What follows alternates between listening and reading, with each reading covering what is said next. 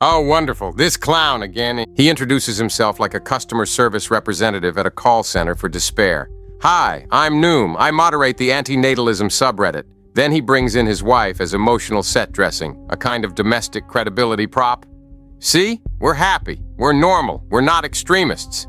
This is not philosophy. It's branding.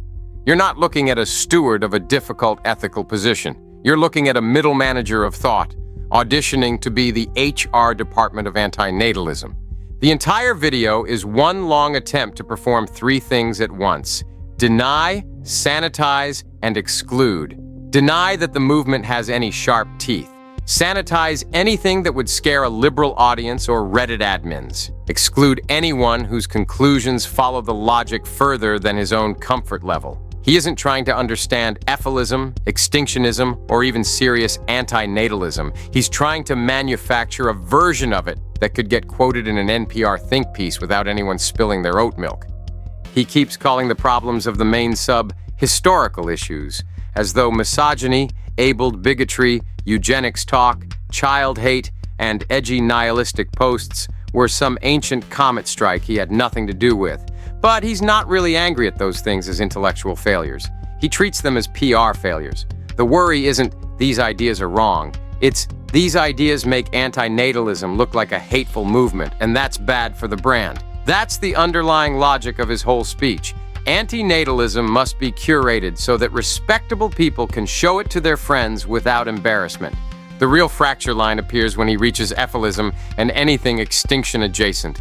There, the mask slips completely. He doesn't just disagree, he pathologizes, he criminalizes, he lies. He says calmly, as if stating a boring fact, that EFILists think life is so bad and that we need to stop birth to such an extreme sort of necessity that it justifies killing everybody on the planet.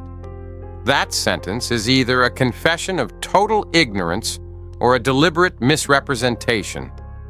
EFILism, as actually articulated for years, is precisely the opposite of let's kill everyone.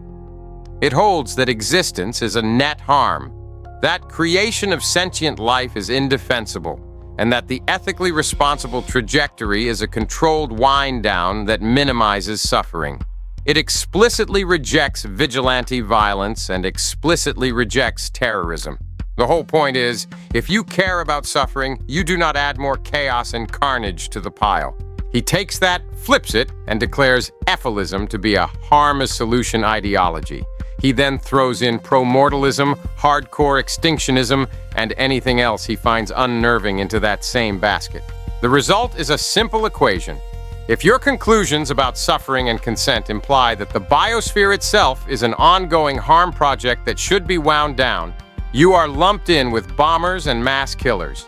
You are not an interlocutor, you are contraband. He never argues against EFILism's premises. He simply asserts that if an ideology says, the best world is one where there are no more victims, then it must be incubating terrorists. That is not moral reasoning. That is superstition in a lab coat. Then there is the bombing. The Palm Springs IVF attack was real, grotesque, indefensible. A mentally unstable person steeped themselves in anti-life rhetoric, stitched together fragments from antinatalism, EFILism, pro-mortalism, and their own pathology, and turned it into violence. That demands clarity and condemnation. It does not demand a purge of any philosophy that ever mentioned that existence might be a net negative. Nume's own manifesto got linked in the bomber's manifesto.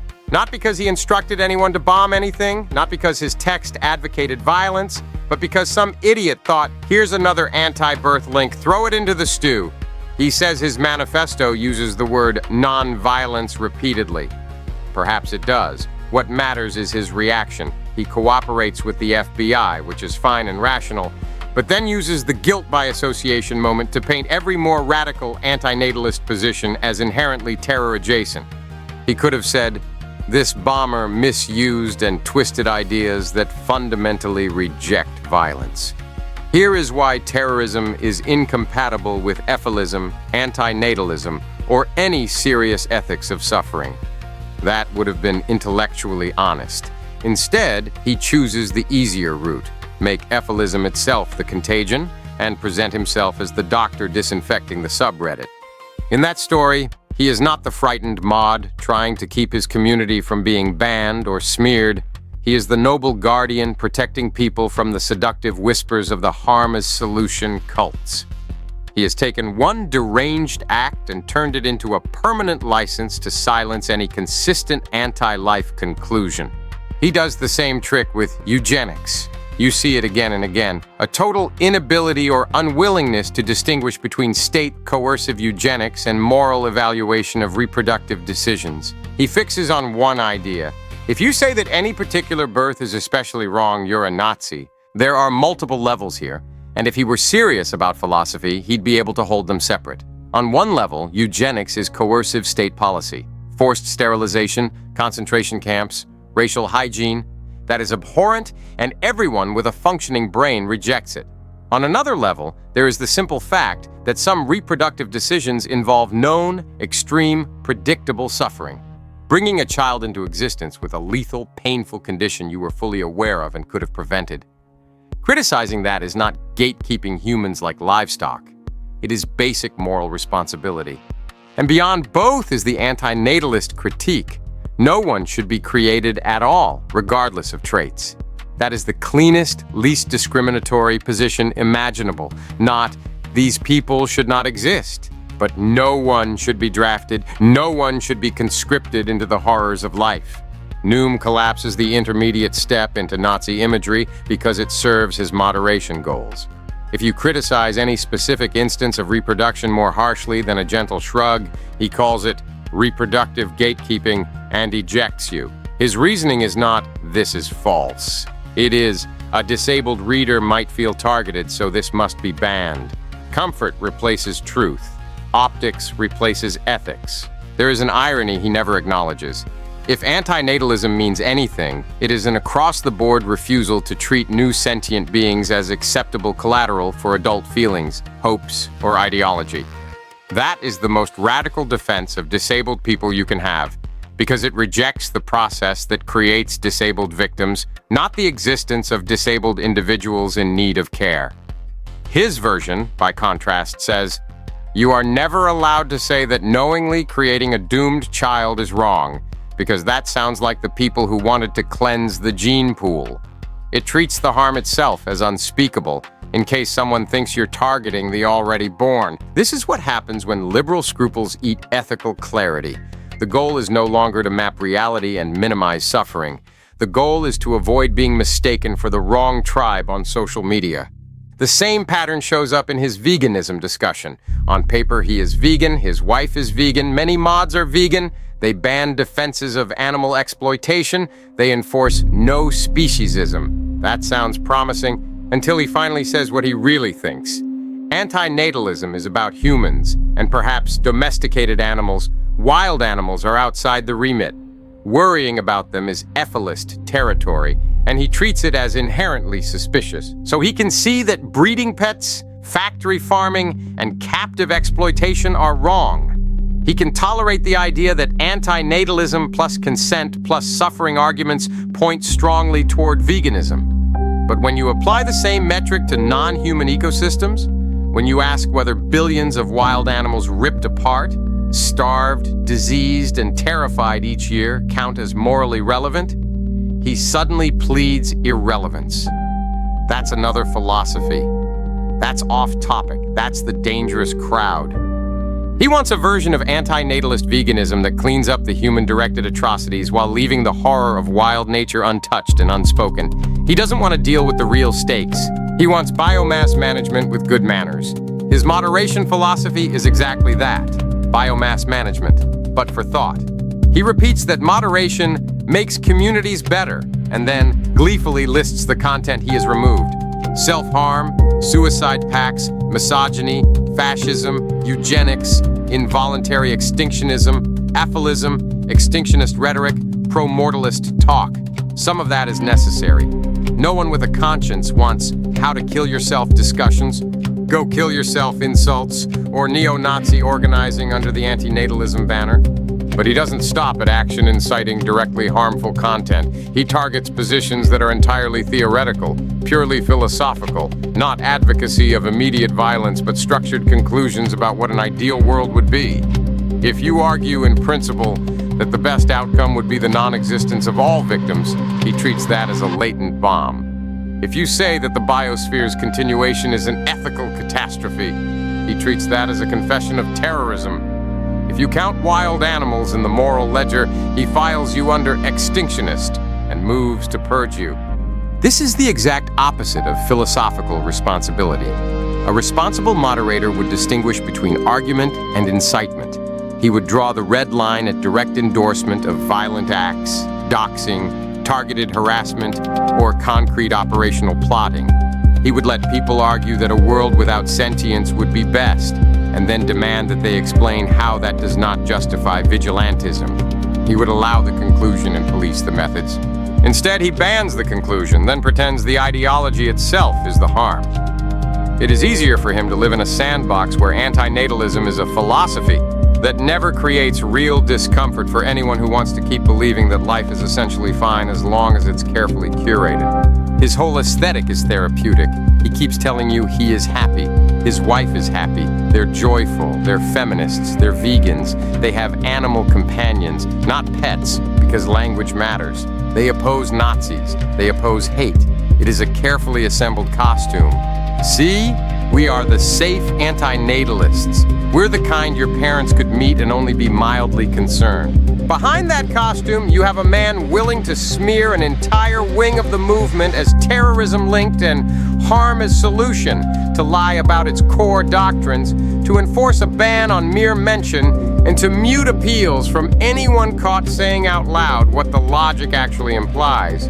The longer he talks about how strict he is, how quickly he removes content, how ruthlessly he bans, the more obvious it becomes that he sees himself not as a caretaker of a hard, abrasive truth, but as a curator of acceptable vibes. He is not trying to reach the limit of what antinatalism means. He is trying to stay within the limit of what Reddit and liberal audiences will tolerate. And that is the real split. Antinatalism, taken seriously, is not a self-care hashtag, not a quirky lifestyle, not a moral brand to present at parties. It is a recognition that existence is structurally loaded toward suffering, that consent is impossible at the point of creation, that no matter how clever the engineering, life remains a dice game played with other people's nervous systems. Follow that long enough, and you are forced to confront wild animals. Not just pets. You are forced to confront ecological realities, not just Facebook relationships. You are forced to admit that the problem is not who reproduces, but reproduction itself. EFILism is simply that recognition without the comforting handbrake. It looks at the entire problem, not just the part Nume is willing to curate. It says, if you really care about harm, you eventually arrive at the conclusion that an empty universe is better than one filled with factory farms, cancer wards, predation, and breakdown. And then, crucially, it says, that does not give you permission to attack existing people, because adding suffering to subtract sufferers is mathematically and morally incoherent. The bomber failed that last step. He moved from conclusion to carnage. That failure is on him. It is not proof that the conclusion is invalid. It is proof that a damaged mind can weaponize any ideology. If that were enough to justify erasing an idea from discussion, Christianity, nationalism, capitalism, environmentalism, and feminism would all be permanently suspect. Every major ideology has produced lunatics who engaged in violence. You do not solve that by pretending the underlying moral questions disappear if you moderate the subreddit hard enough. Nume wants to live in a world where antinatalism is about all people, in a purely abstract way, where you are allowed to say, I have a vasectomy, and I choose not to reproduce, but not allowed to walk the path from that to the obvious, disquieting question, if it's wrong for me to conscript someone into existence, then on what planet is it fine for the species to keep doing it on autopilot? He wants you stuck in polite individualism. No sharp generalizations, no categorical claims, nothing that might make a breeder or a liberal philosopher feel fundamentally indicted. He makes jokes about kindergarten rules, banning people for name-calling, while he quietly performs the most aggressive name-calling of all, rebranding entire schools of ethical thought as hate ideology and soft terrorism. He wants the power to say, you are not just wrong, you are morally disqualified from the discourse. You are not just mistaken, you are a threat. This is how movements are hollowed out. You fence off the most serious implications as too extreme. Distance yourself from them to appease external pressure, and build a milder, socially acceptable variant that can coexist with the very world the original critique condemned. Antinatalism becomes an aesthetic. Sad people who don't want kids, but who fundamentally believe the world will muddle along. EFILism becomes a boogeyman, the thing you must never mention, lest it summon bombers. The actual logic is locked in the basement, while the moderators redecorate the foyer. In the end, his video is not about explaining antinatalism or the r/antinatalism drama, or even dealing honestly with the Palm Springs attack. It is an application to be trusted by normal people. Look, he is saying between every line, I have cleaned up the mess. I have removed the creepy people, the scary words, the uncomfortable threads. You can come into this space and discuss antinatalism without encountering the parts that make you question whether procreation itself is an atrocity. He is not wrong that hatred, overt bigotry, and unhinged ranting can poison a community, but censorship masquerading as harm reduction will poison it more quietly. When the ideas that follow the premises most consistently are cast out as dangerous, what remains is not a philosophy but a compromise. I would put it this way. If your goal is to take over the world, you do not start by reassuring the world that nothing important will change. And if your goal is to take suffering seriously, you do not start by banning the people who took it more seriously than you were comfortable with. What Nume is doing is simple. He is protecting his reputation and his subreddit by shoving the sharp edges of antinatalism into the bin marked extremism and congratulating himself for being happy, ordinary, and safe. He can call that moderation if he likes. It is, in fact, capitulation. The ideas he fears will outlive him. They outlive subreddits. They outlive manifestos. They arise every time an honest mind follows the chain from suffering to consent to birth to ecosystems and refuses to let cowardice masquerade as kindness.